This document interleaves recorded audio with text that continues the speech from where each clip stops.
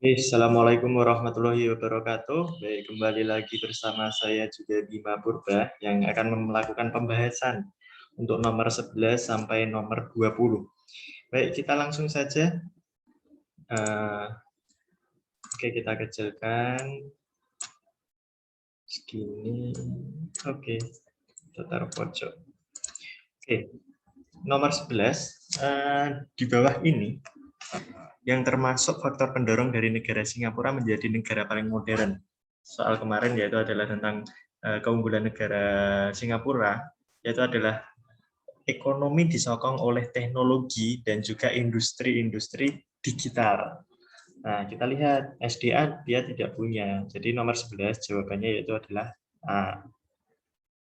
Oke, lanjut. Oke, nomor 12. Wilayah Asia Tenggara adalah jalur pertemuan jalur gunung muda, sirkum Mediterania, dan sirkum Pasifik. Hal ini mengakibatkan, tumbuhan sirkum Mediterania dan sirkum Pasifik yaitu adalah lempeng bumi yang saling bertumbukan satu dengan yang lain, yang berakibat pada kejadian vulkanisme dan juga tektonisme. Nah, jadi kalau B itu kawasan paling stabil, tentunya tidak. Lalu dilanda badai. Badai itu berhubungan dengan iklim. Lalu yang bencana banjir itu juga dipengaruhi oleh iklim. Jadi yang paling sesuai yaitu adalah vulkanisme dan tektonisme antara sirkum Pasifik dan Mediterania saling bertumbuh menyebabkan rangkaian gunung berapi yang berada di sepanjang Sumatera, Jawa, hingga berakhir di Sulawesi. Lanjut. Nah, ini oke ya. Jadi ini sirkum Pasifik, sirkum Mediterania. Oke, negara ini disebut negara gajah putih itu mana? Jawabannya yaitu adalah Thailand. Itu kalian ingat. Nah, ini gajah putih itu karena apa? Karena berakibat eh, berabad-abad menjadi ikon Thailand. Karena apa? Karena dulunya memiliki gajah putih. Nah, ini adalah hewan yang khas yang ada di Thailand. Nah, gajah putih itu dikaitkan dengan kelahiran Sang Buddha. Konon ibunya dulu, Sang Buddha, bermimpi seekor gajah putih yang memberikan hadiah berupa bunga lotus sebagai simbol kebijaksanaan, kesucian, dan juga kelahiran Sang Buddha. Baik, kawasan Asia Tenggara yang memiliki penduduk mayoritas Islam. Nah, tentunya siapa? Negara kita, Indonesia.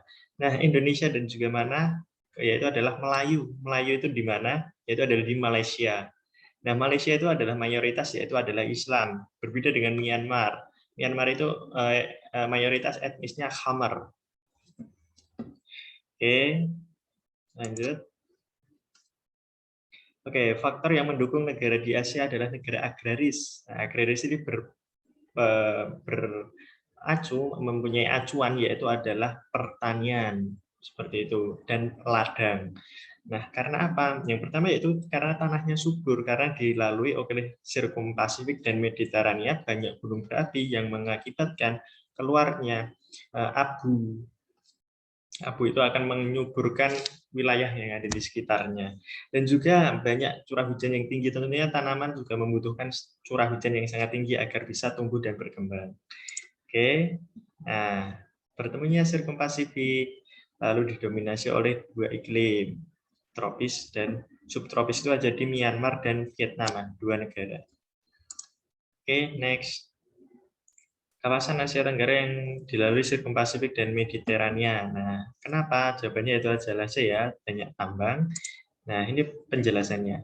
Akibat dari sirkum Pasifik dan Mediterania menyebabkan banyak rangkaian pegunungan dan gunung aktif. Hal ini menyebabkan kesuburan dan kekayaan akan mineral di daerah tersebut seperti itu. Akibat tumbukan lempeng Eurasia, lempeng Hindia, dan lempeng Pasifik membuat negara ASEAN kaya akan mineral dan tambang. Oke.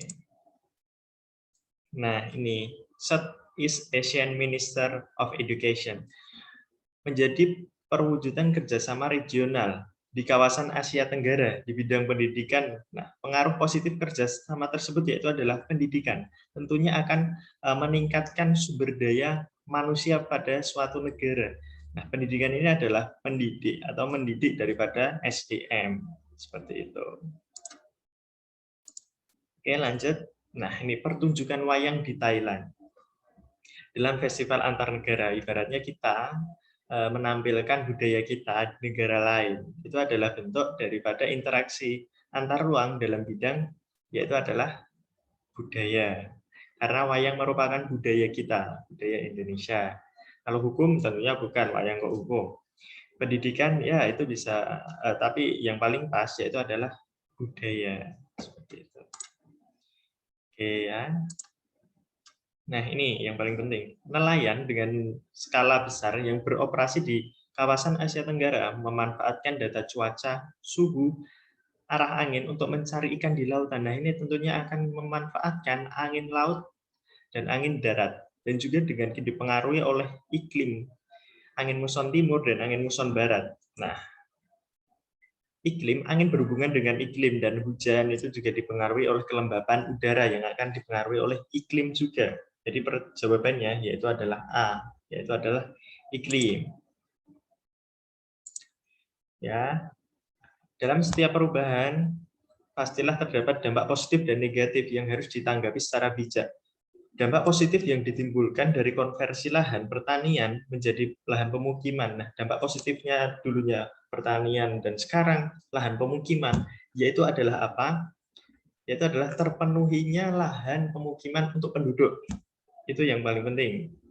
Itu dampak positif. Nah, dampak negatifnya apa? Dampak negatifnya ya mata pencahariannya petani menjadi hilang, berkurangnya lahan hijau, berkurangnya kawasan resapan air, mulai munculnya polusi-polusi yang berasal dari tanah. Nah, itu merupakan bagian daripada dampak negatif dari konversi lahan. Nah, itu yang kita tanyakan yaitu adalah dampak positif. Oke. Oke, cukup itu saja yang bisa Bapak sampaikan terkait pembahasan soal ulangan harian untuk kelas 8. Tetap semangat dan jangan lupa membaca kisi-kisi IPS daripada kelas 8. Dan jangan lupa, sekian dari saya. Assalamualaikum warahmatullahi wabarakatuh.